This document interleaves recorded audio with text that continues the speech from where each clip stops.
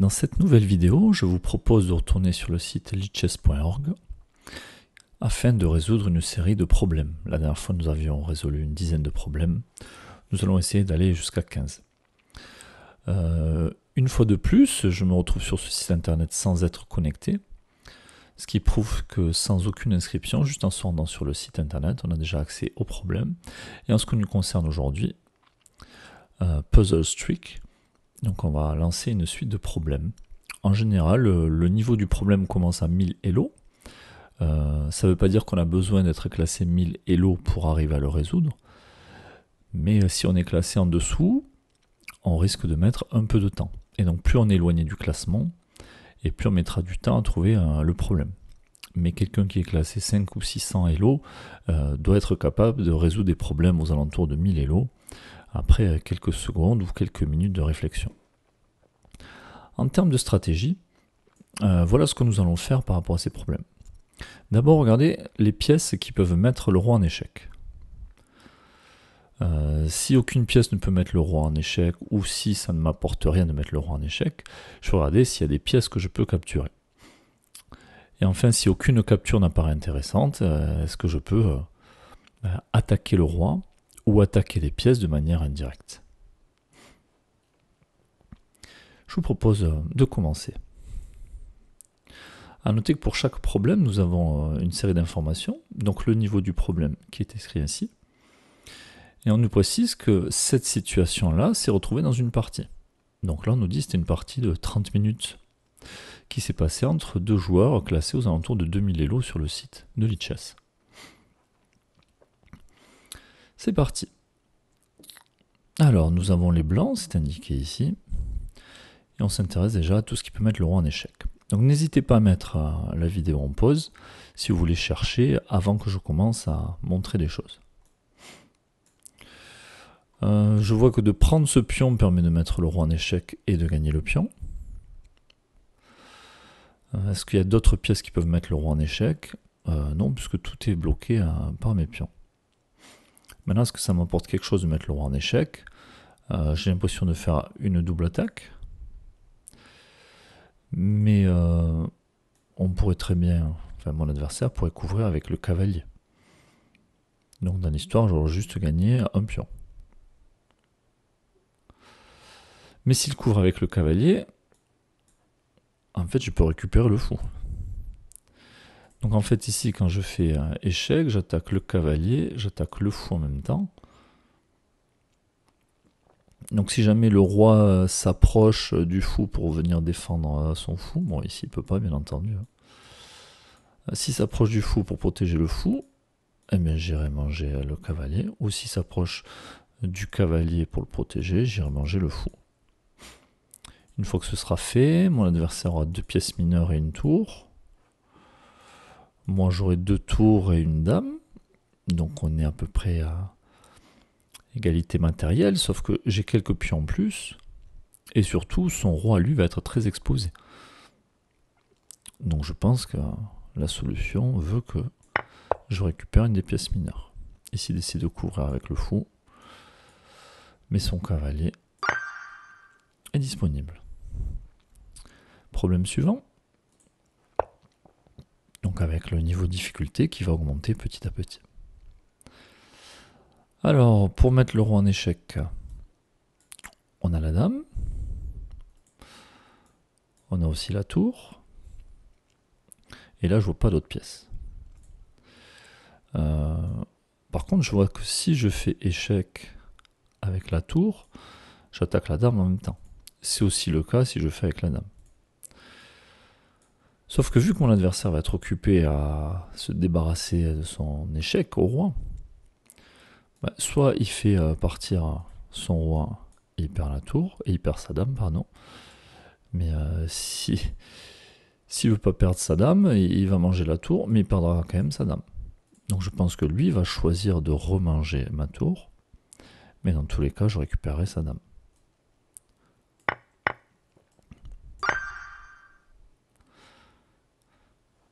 Problème suivant.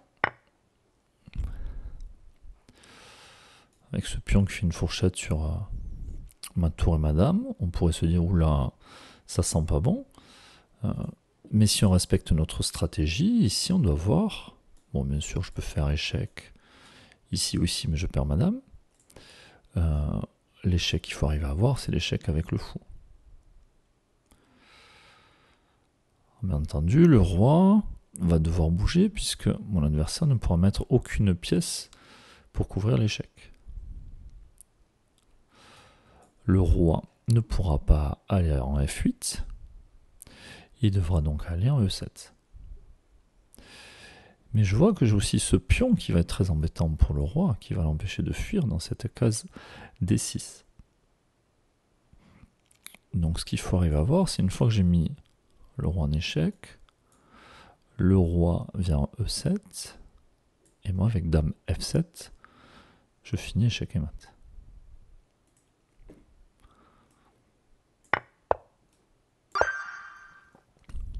Problème suivant.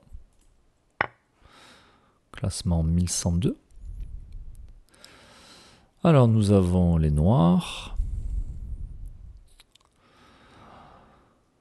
Donc si on voit deux tours qui se regardent, on pourrait être tenté de récupérer la tour. Bon, on se retrouvera avec 4, 5 pions contre 4, une tour contre une tour. Avec ce pion-là quand même qui est pas loin de faire promotion, on a envie de chercher un meilleur coup que ça. Et là encore, on a dit on va d'abord regarder si on peut mettre le roi en échec. Ici, je peux mettre le roi en échec, et c'est mon seul coup. Mais je vois qu'en soutien, j'ai mon pion là, placé en B3 qui est très intéressant. Parce que tout simplement, il va empêcher le roi de venir sur la deuxième rangée. Donc si je mets échec, on n'est pas loin de l'échec et mat, puisque le roi ne pourra pas fuir. Donc mon adversaire devra intercaler la tour, mais sauf que sa tour ne sera pas protégée, et je pourrai venir la capturer. Et le roi ne pourra toujours pas s'enfuir. Donc ça fait mat en 2. Échec, échec et mat. Problème suivant. Alors cette fois-ci, nous avons les blancs. Toujours pareil, on cherche ce qui peut mettre le roi en échec. Ici, je peux mettre échec, mais j'ai l'impression de perdre la dame. Ici, je peux mettre échec. On a l'impression de perdre la tour. Oui, mais ça reste une impression. Parce qu'en fait, ma dame est en face du roi. Donc le pion ne pourra pas capturer ma tour. Le pion est cloué. Il ne pourra pas quitter la case G7. Donc je m'intéresse à ce coup. Donc tour prend H6, échec, seule possibilité pour le roi. Ensuite, est-ce que j'ai une autre pièce qui peut mettre le roi en échec? Madame. Et là, mon adversaire qui ne pourra pas couvrir l'échec par une pièce, et son roi ne pourra pas repartir à cause de ma tour. Échec. Échec et mat. On continue. Alors ici nous avons les noirs. Donc mettre le roi en échec. 3 possibilités. 4 possibilités. Maintenant on va savoir laquelle nous intéresse. S'il y en a une qui nous intéresse. Je peux prendre la dame. Mon adversaire reprend ma dame. Je peux prendre la tour. Mon adversaire reprend ma dame. Je peux venir mettre échec. Mon adversaire reprend de la tour du roi. Je peux capturer le pion. Mon adversaire reprend de la dame ou du roi. Et enfin, je peux mettre échec en E1. Échec en E1, mais mon adversaire prend de la tour.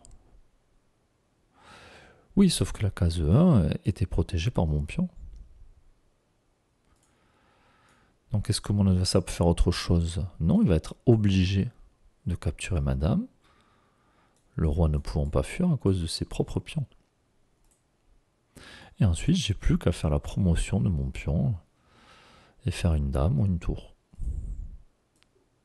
Échec, force tour prend dame. Ensuite, je viens capturer. Et là, j'ai le choix dame ou tour, peu importe. Problème suivant. Ici, nous avons les blancs.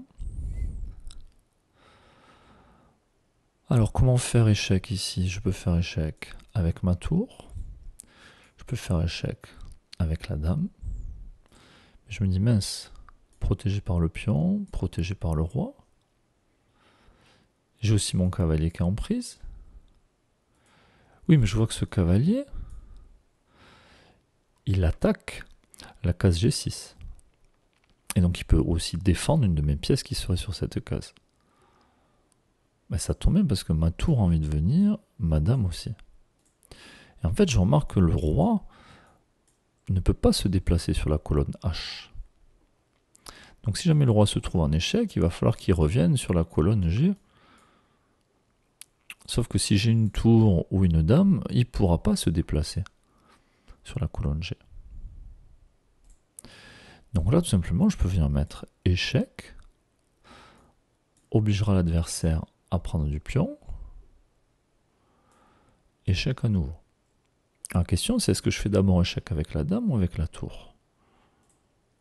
Ah, il faut que je me méfie, parce que une fois que mon adversaire va recapturer avec le pion, il pourra s'enfuir sur la case H7. Et donc si je mange d'abord avec la dame, pion prend dame, ensuite je vais avec la tour, l'adversaire pourra repartir. Donc il n'y aura pas échec et mat. Alors que si je fais dans l'autre sens, échec avec la tour, pion prend tour, échec avec la dame, cette fois-ci le roi pourra plus s'enfuir et donc il y aura échec et mat. Échec et mat. On continue. Difficulté 1286 et nous jouons avec les noirs. Donc là encore on va chercher ce qui peut faire échec. On voit rapidement ce coup. On voit aussi celui-là. Bon, maintenant, est-ce que ça nous apporte quelque chose?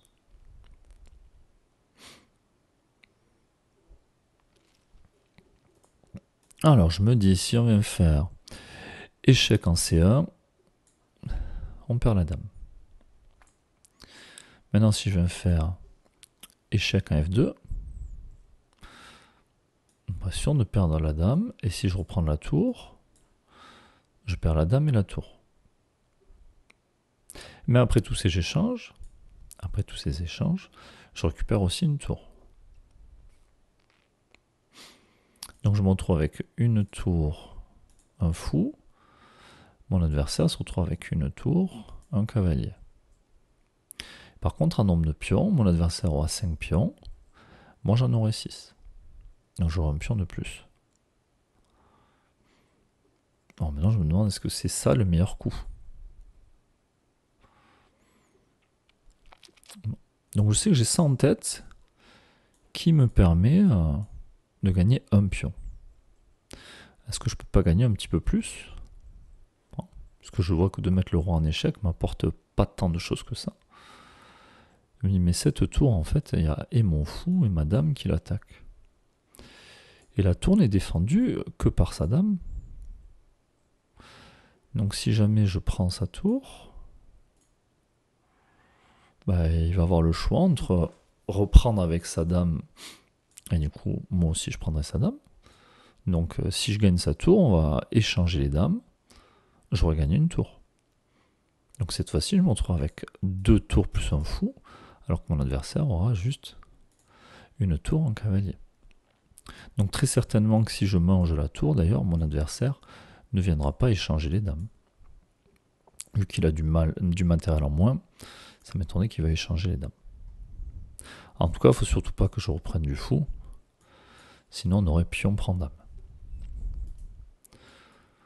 On y va.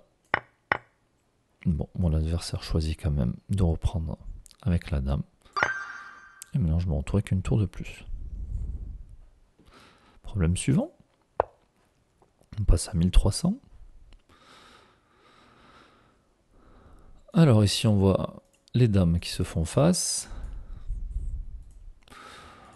On voit un roi par ici. Donc pour le mettre en échec, eh bien, on a ces trois possibilités. On voit aussi que la tour peut mettre le roi en échec. Et ce qui est important dans cette situation, c'est aussi de percevoir que la dame empêche le roi de s'enfuir. Alors on pourrait croire que je risque de perdre ma dame si je ne fais pas quelque chose, mais en fait si je fais d'abord échec, mon adversaire ne pourra pas manger ma dame. Donc je m'intéresse à ce coup. Tour G6. Tour G6 échec, le roi ne peut pas partir à cause de ma dame, donc mon adversaire va devoir mettre une pièce. Il aura le choix entre mettre un cavalier, mettre sa dame. Qu'il mette le cavalier ou la dame, en tout cas, moi je pourrais reprendre du pion. Si mon adversaire reprend du pion, je pourrais reprendre la tour en faisant échec sur le roi. J'attaquerai la dame en même temps, ça peut faire des dégâts.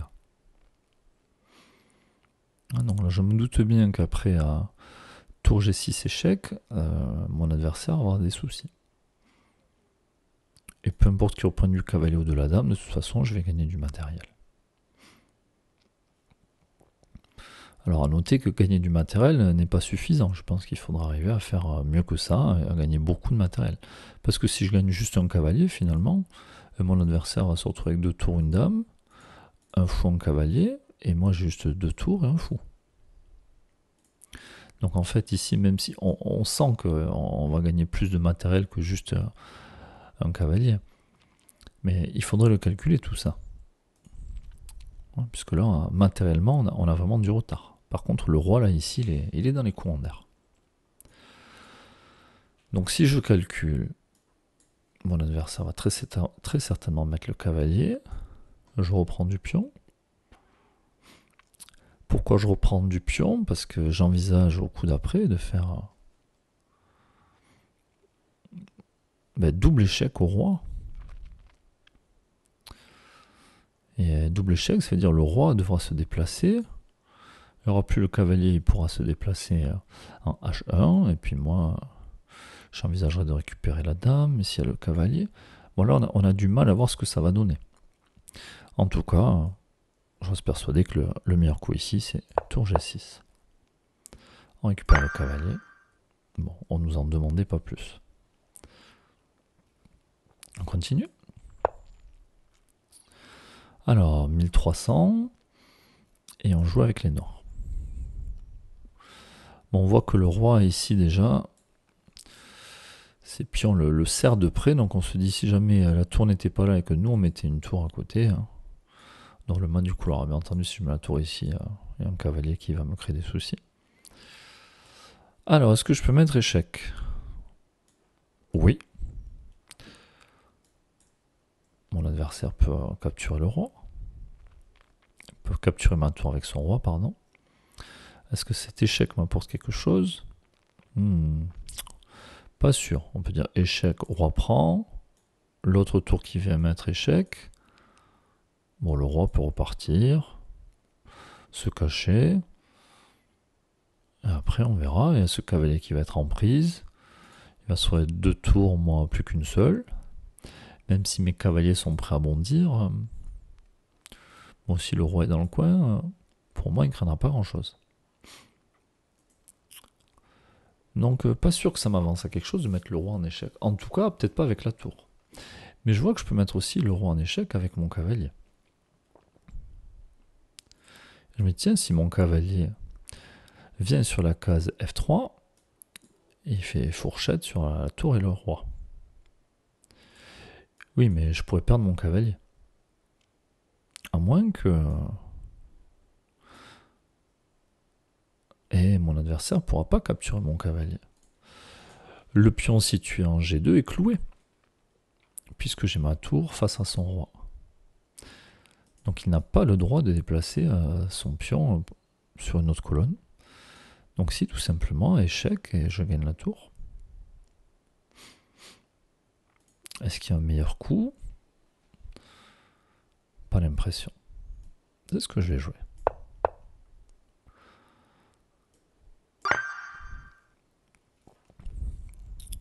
Alors on en est à 22 minutes de vidéo.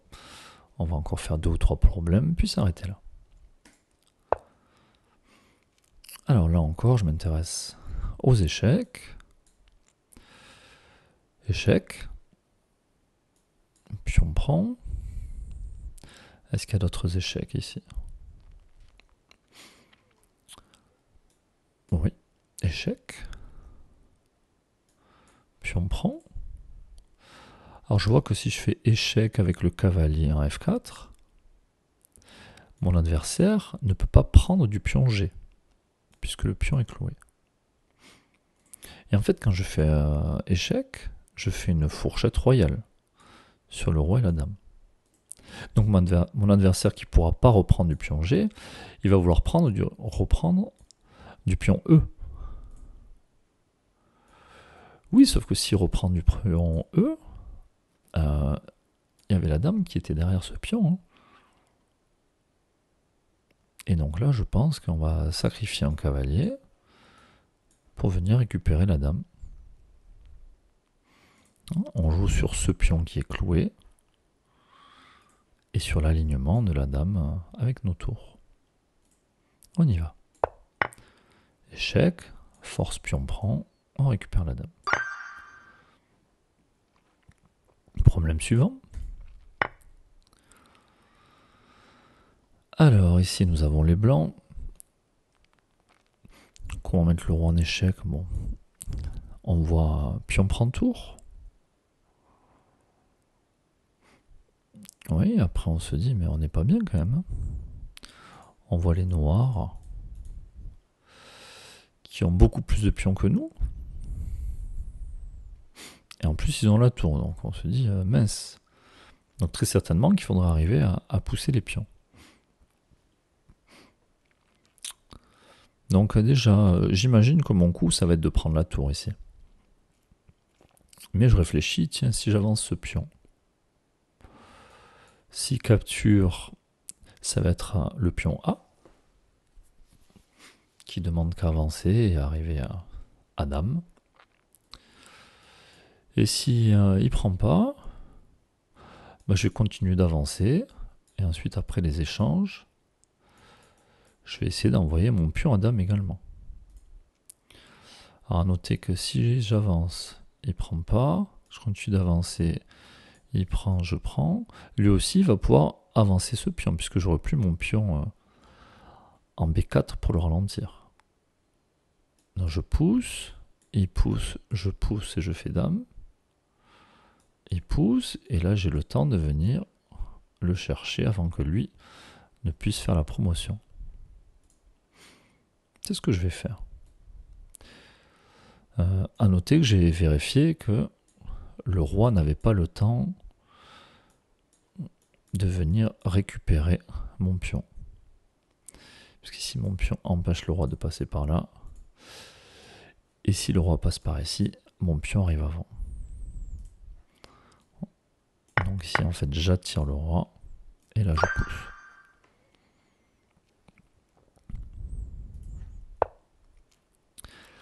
Problème suivant, et je pense qu'on s'arrêtera là. Problème classé 1400. Rencontré dans une partie où 2 joueurs classés 1600 s'affrontaient sur une partie de 15 minutes. Ici nous avons les blancs. Alors je vois les dames qui se regardent. Bon, je m'intéresse. Oh mince. J'ai mis ce clic. Bon, désolé pour le misclick, on va quand même essayer de regarder le problème qui nous était proposé ici. Donc là encore, on s'intéresse aux échecs. Est-ce que je vois des situations où je peux mettre le roi en échec? Non. Est-ce que je peux capturer des pièces? Oui, je peux capturer le cavalier, je peux capturer la dame, je peux capturer le fou, je peux capturer le cavalier. Donc il y a beaucoup de pièces qui se regardent. Maintenant, moi, je m'intéresse aussi à ce que peut faire mon adversaire. Hein, parce que mon adversaire peut capturer ma dame, peut capturer ma tour, peut capturer mon pion. Bon. Sauf que ma tour est protégée par l'autre tour. Et ici, ma pièce qui n'est pas protégée, c'est ma dame. Donc j'ai bien envie de la déplacer hein, pour pas me la faire capturer. Et puis je me dis effectivement que si on échange les dames, en tout cas si je prends sa dame, très certainement qu'il va vouloir remanger madame. Et ici j'ai envie de manger sa tour juste après, puisqu'elle est... Son fou, pardon. J'ai envie de manger son fou juste après, puisqu'il n'est pas protégé. Donc si on échange les dames, je mange son fou, je me retrouve avec mes 2 tours en cavalier, et mon adversaire qui a 2 cavaliers, 1 tour. Donc petit avantage pour moi. Donc ici, oui, je pense que le meilleur coup c'était de prendre. Et l'ordinateur, voilà, proposait ensuite de prendre du pion. Et la tour qui récupère le fou. Bon, désolé pour ce dernier problème qui s'est terminé par un misclick. En tout cas, j'espère que les explications ont été assez claires et que cette vidéo vous aura plu. À bientôt!